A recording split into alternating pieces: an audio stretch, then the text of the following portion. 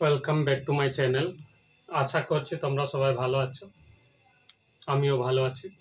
তো আমরা লাস্ট একটা ক্লাস দিয়েছিলাম, যেটা হচ্ছে ভগ্নাংশের ধারণা, যোগ বিয়োগ গুণ ভাগ। সেই ক্লাসটাতে আমরা বেসিক ধারণাটা শিখেছিলাম এবং সেখানে যোগের সম্বন্ধে করেছিলাম। এরপরে আমরা কিছু যোগের কাজ দিয়েছিলাম, এই যোগগুলো আমরা করে আজকে বিয়োগ কিছু এক্সাম্পল দেখব এবং গুণ ভাগ করার চেষ্টা করব। ঠিক আছে, তো চলো করে নেওয়া যাক আজকে। আমি সেই ভিডিওটাতে শেষে কিছুগুলো কাজ দিয়েছিলাম, সেই কাজের মধ্যে হচ্ছে এই যোগটা। এবার এখানে দেখো, আমাদের এখানে নিচে কত আছে, এই যোগের ক্ষেত্রে আমরা বলেছিলাম যেমন কত 1-এর 4 যুক্ত কত হচ্ছে 2-এর 4 যুক্ত কত ধরো 3-এর 4, এটা আছে। অর্থাৎ এই নিচগুলো যদি সব সমান থাকতো তাহলে কি করতাম, আমরা নিচটাতে 4 লিখে দিতাম এবং বাকি সবগুলো যেমন আছে সেগুলোকে নর্মালি যোগ করে দিতাম। তাহলে কত হয়ে যেত, নিচে হচ্ছে 4 অর্থাৎ 4, উপরে হচ্ছে কত 3 আর 2 5, 5 আর কত 1 হচ্ছে 6। অর্থাৎ এখন আবার 6কে আমরা কি করে দিতাম, ভাগ করে দিতাম 4 দিয়ে। কত হতো, 4-একে 4, তাহলে কত হবে, 6 থেকে 4 বাদ দিলে 2। এবং এই সংখ্যাটাকে লিখতাম কত 1 পূর্ণ, নিচেরটাকে লিখতাম উপরে, আর এটা লিখতাম কত যেমন নিচে ছিল তেমন। অর্থাৎ এটা হয়ে যেত কত 1 পূর্ণ 2-এর 4, তাই না? এটাকেও ছোট করা যেতে পারে এই অংশটাকে, তাহলে এটাকেও লেখা যেতে পারে 1 পূর্ণ, এখানে 2-একে 2, 2-2-4 সমান কত হচ্ছে 1-এর 2, এটাও কিন্তু অ্যান্সার লেখা যেতে পারে, তাই না? এইভাবে একই সংখ্যা অর্থাৎ নিচে অর্থাৎ কত লব এবং হরে যে একই সংখ্যা থাকলে নর্মালি যোগ করে দিলে খুব তাড়াতাড়ি কিন্তু সম্ভব হতো। কিন্তু যদি আমাদের হরে যদি বিভিন্ন সংখ্যা থাকে তাহলে কিভাবে করব, সেটা করার জন্য আমাদেরকে কি করতে হবে, তাহলে এটা আমি মুছে দিচ্ছি, এটা একটু রিমাইন্ড করা হলো।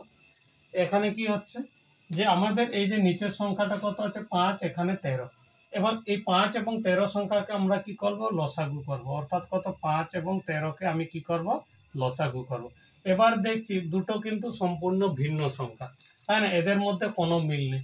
কোনো মিল না থাকলে প্রথমে 5 দিয়ে যাবে, 13 থাকবে, পরের ক্ষেত্রে কত যাবে, 13 থাকবে, 13 দিয়ে করব তাহলে 1 হবে।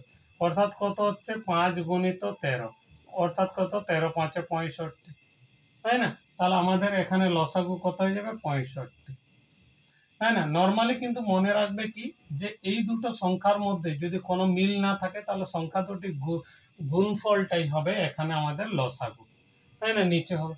এবার কত, আমি তাহলে এই 5-এর জায়গায় এবার লিখেছি কত 65, তাহলে আমি 5কে গুণ করেছি কত দিয়ে, 13 দিয়ে। ওই 13 দিয়ে আমি এখানে কত করব, 13 দিয়ে গুণ করব 3, এটা যুক্ত কত এখানে 13। এবার 13-র জায়গায় আমি লিখেছি কত 65, তাই না? তাহলে 13কে আমি গুণ করেছি কত 65, 13কে গুণ করেছি 5 দিয়ে, তাহলে আমি উপরেও কত দিয়ে গুণ করব, 7কে 5 দিয়ে গুণ করব। তাহলে আমার হয়ে যাবে কত, নিচে হচ্ছে 65, উপরে হচ্ছে 13 3 39, তাই না? আর কত 7 5 35, তাহলে আমার হয়ে যাচ্ছে কত, নিচে হচ্ছে 65, উপরে হচ্ছে এই যে 5 আর 9, 5 9 হচ্ছে 14, 4 হাতে 1, 3 3 6 আর 1 7, 74, তাই না?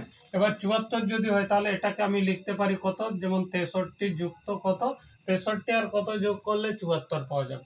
তাহলে 63 থেকে 7 হলে 70 আর 4, তার মানে কত হচ্ছে 11/63, এখানে 65 লাগবে কারণ 65 আছে, তার মানে আমরা এখানে কত করব 65, এখানে কত হবে 9, তাই না? তাহলে এটাকে 65 ভাজিত 65 মানে 1, আর এটাই হবে 9, 9 পূর্ণ 1 পূর্ণ 9-এর 65, এইভাবেও লেখা যেতে পারে, তাই না? তাহলে আমাদের প্রথম সলভ করা হবে। এর পরের প্রশ্নটা সলভ করলে দেখো, এখানের ক্ষেত্রে আমাদের কত আছে 12 18 এবং 6। এবার এর ক্ষেত্রে যদি আমরা দেখি, প্রথমটাতে যেমন কত ছিল 13 এবং 5, সেখানে কিন্তু এদের মধ্যে কোনো মিল ছিল না। কিন্তু তুমি যদি দেখো এখানে এই জায়গাটাতে, তাহলে এখানে কিন্তু কত মিল আছে, তাই না? এখানে কত হচ্ছে 6-একে 6, এখানে কত 6 2 12, এখানে কত 6 3 18, তাই না? সবাই কিন্তু কত 6-এর গুণিতক আছে। অর্থাৎ এই ক্ষেত্রে কি হবে, সব থেকে যে বড় সংখ্যাটা থাকবে সেই সংখ্যাই হবে আমাদের কি লসাগু। এবার আমরা দেখে নিই হচ্ছে কিনা। ধরো 12 6 18, তাই না? এটা তাহলে কত দিয়ে 6 দিয়ে 6-একে 6, 6 2 12, 6 3 18, এবার কত দিয়ে যাবে 2 দিয়ে, তাই না? তারপর 2 দিয়ে করলে কত হবে 1, এখানে 3, তারপরে কত হবে এখানে 3 দিয়ে যাবে। তাহলে কত হবে 1, এখানে 1, এখানে কত হবে, এখানে 1 হবে। তার মানে কত হবে 6 দুগুণে 12, 12 12 3 36, তাহলে 18 নয় এখানে, সরি এখানে ক্ষেত্রে 18 নয়, এখানে যেহেতু এই 18কে আমি যদি ভাঙি ব্যাপারটা কি হয়ে যাচ্ছে 2 গুণিত 3 গুণিত 3 গুণিত 3, আর এটার ক্ষেত্রে কত হচ্ছে 2 গুণিত 3, আর এটার ক্ষেত্রে কত হচ্ছে 2 গুণিত 2 গুণিত 3, অর্থাৎ কত আমি এটা যদি নিয়ে নিই তাহলে এখান থেকে কত আছে 3 আছে, 3 আছে, 2 আছে, কিন্তু এক্সট্রা 2 নেই, যে কারণের জন্য আরেকটা 2 দিয়ে আমরা গুণ করে নেব, তাই না? খানিকটা কি এরকম ভাবে কিন্তু করতে হবে। বীজগাণিতিকের যে আমরা উৎপাদক পরবর্তীকালে শিখবো, সেখানে কিন্তু দেখতে পাবো কিভাবে আমরা সেখানেও একটা লসাগুর প্রসেস একটা শিখবো, তাই না? কিভাবে প্রত্যেকটা ফ্যাক্টরাইজেশন করে আমরা লসাগু করতে পারি সেটাও আমরা শিখবো।